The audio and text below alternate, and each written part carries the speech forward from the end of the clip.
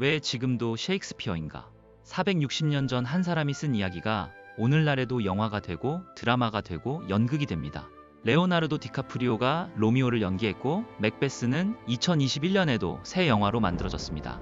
햄릿의 대사는 지금 이 순간에도 전 세계 어딘가의 무대에서 울려 퍼지고 있습니다. 그 사람은 바로 셰익스피어입니다. 그런데 왜일까요? 왜 우리는 460년이 지난 지금도 셰익스피어를 이야기하는 걸까요? 오늘 AI 문사철에서는 셰익스피어가 인류 역사상 가장 위대한 작가로 불리는 이유를 함께 알아보겠습니다. 자, 먼저 셰익스피어가 어떤 사람인지부터 짚고 가겠습니다. 1564년 영국의 작은 마을 스트래퍼드 어폰 에이번에서 태어났습니다. 아버지는 장갑 만드는 장인이었고 집안은 중산층 정도였습니다. 여기서 흥미로운 점이 있습니다. 그는 귀족이 아니었습니다.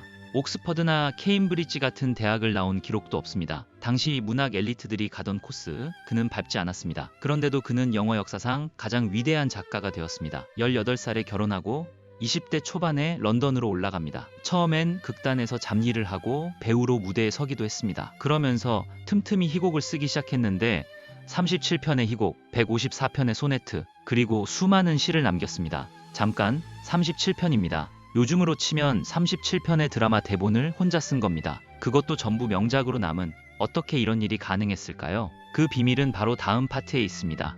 셰익스피어가 위대한 이유, 학자들마다 여러 가지를 말하지만 저는 딱 하나로 요약하고 싶습니다. 인간의 욕망을 가장 정확하게 표현한 사람, 그게 전부입니다.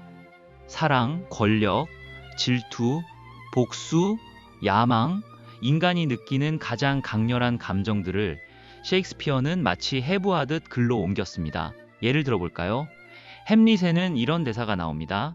죽느냐 사느냐 그것이 문제로다.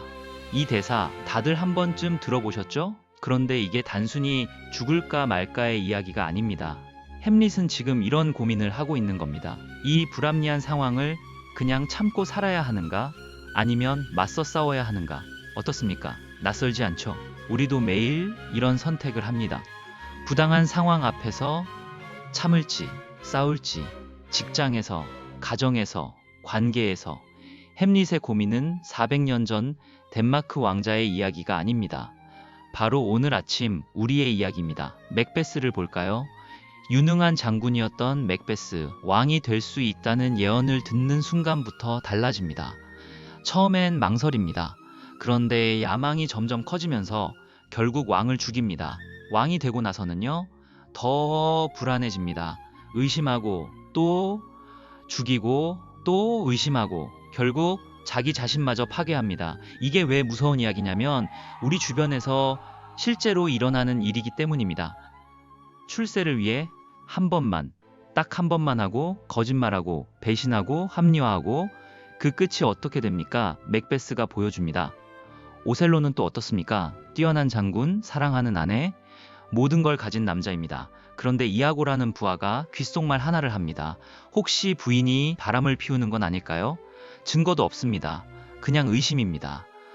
그런데 오셀로는 점점 무너집니다. 결국 자기 손으로 아내를 죽입니다.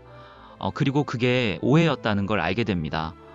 질투라는 감정이 사람을 어디까지 망가뜨릴 수 있는지 셰익스피어는 오셀로로 보여줍니다. 자, 여기서 핵심적인 질문을 해보겠습니다. 배경은 분명 옛날입니다. 덴마크 왕국, 중세 스코틀랜드, 고대 로마. 그런데 왜 지금 우리한테도 이 이야기가 와닿는 걸까요? 답은 간단합니다. 배경은 바뀌었지만 인간은 바뀌지 않았기 때문입니다. 도구는 바뀌었습니다. 말 타고 다니던 시대에서 스마트폰 시대가 됐습니다. AI가 등장했고 우주로 로켓을 쏘아 올립니다. 그런데 인간이 사랑하는 방식, 질투하는 방식, 권력을 탐하는 방식, 배신하는 방식, 이게 바뀌었습니까? 전혀 바뀌지 않았습니다. 조금 더 구체적으로 볼까요? 직장에서 내 자리를 빼앗으려는 동료가 있습니까? 뒤에서 상사한테 아부하고 표정은 웃으면서 속으론 칼을 가는 사람, 그게 맥베스입니다. 첫눈에 반한 사람이 있었는데 부모님이 반대하거나 상황이 안 됐던 경험 있으신가요? 로미오와 줄리엣입니다. 재산 다 물려줬는데 자식들이 등 돌린 부모, 혹은 자식한테 모든 걸 쏟아붓고 결국 서운해진 부모. 리어왕입니다. 가장 믿었던 친구, 동료, 파트너에게 배신당한 경험. 줄리어스 시저입니다. 셰익스피어의 천재성은 바로 여기 있습니다. 특정 시대의 이야기를 썼는데 그 안에 담긴 인간의 본성이 너무나 보편적이어서 어느 시대, 어느 나라 사람이 읽어도 이거 나 얘기잖아가 되는 겁니다. 자, 이 채널 이름이 AI 문사철이죠. AI 얘기를 안 할 수가 없습니다. 요즘 AI가 정말 대단합니다. 모르는 게 없습니다. 역사, 과학, 의학, 법률 물어보면 다 답해줍니다. 그러면 이런 생각이 들 수도 있습니다. AI한테 물어보면 되는데 왜 400년 된 셰익스피어를 읽어야 하죠? 좋은 질문입니다. AI는 정보를 줍니다. 맥베스의 줄거리는 물어보면 완벽하게 답해줍니다. 질투의 심리학은 물어봐도 논문 수준으로 정리해줍니다. 그런데요, AI는 이런 건 못합니다. 내가 지금 질투심을 느끼고 있을 때 그 감정이 나를 어떻게 파괴할 수 있는지 내 안에서 느끼게 해주는 것, 내가 야망을 품었을 때 그게 어떤 선택으로 이어지고 어떤 결말을 만드는지 나도 모르게 함께 체험하게 해주는 것, 이건 데이터가 아닙니다. 이건 경험입니다. 문학이 주는 경험. 셰익스피어를 읽으면 오셀로가 되어서 질투심에 무너져보고, 햄릿이 되어서 결단하지 못하는 고통을 느껴보고, 맥베스가 되어서 욕망이 자신을 집어삼키는 걸 체험합니다. 그래서 현실에서 비슷한 상황이 왔을 때 내가 지금 어디쯤 있는지 알아챌 수 있습니다. AI는 답을 알려줍니다. 하지만 인간이 왜 그런 선택을 하는지, 그 선택의 무게가 얼마나 큰지 알려주는 것은 셰익스피어입니다. 문학을 읽는 이유는 지식을 얻기 위해서가 아닙니다. 인간을 이해하기 위해서입니다. 나 자신을 포함해서. 오늘 이야기를 정리하겠습니다. 셰익스피어가 400년이 지나도 읽히는 이유 3가지입니다. 첫째, 인간의 본성을 가장 깊이 이해했습니다. 사랑, 질투, 야망, 배신, 인간의 감정을 해부한 사람입니다. 둘째, 시대를 초월한 이야기를 만들었습니다. 배경은 옛날이지만 그 안의 인간은 오늘 우리와 똑같습니다. 셋째, 오늘날 우리 삶을 설명합니다. 직장에서, 연애에서, 가족관계에서. 셰익스피어의 인물들은 지금 우리 주변에 살고 있습니다. 400년 전 셰익스피어가 남긴 질문은 아직도 끝나지 않았습니다. 당신은 햄릿처럼 고민하고, 맥베스처럼 욕망하며, 리어 왕처럼 후회하고, 로미오처럼 사랑하고 있습니다. 그래서 우리는 오늘도 셰익스피어를 읽습니다. 다음 편에서는 셰익스피어 4대 비극의 첫 번째, 햄릿을 깊이 파고들겠습니다.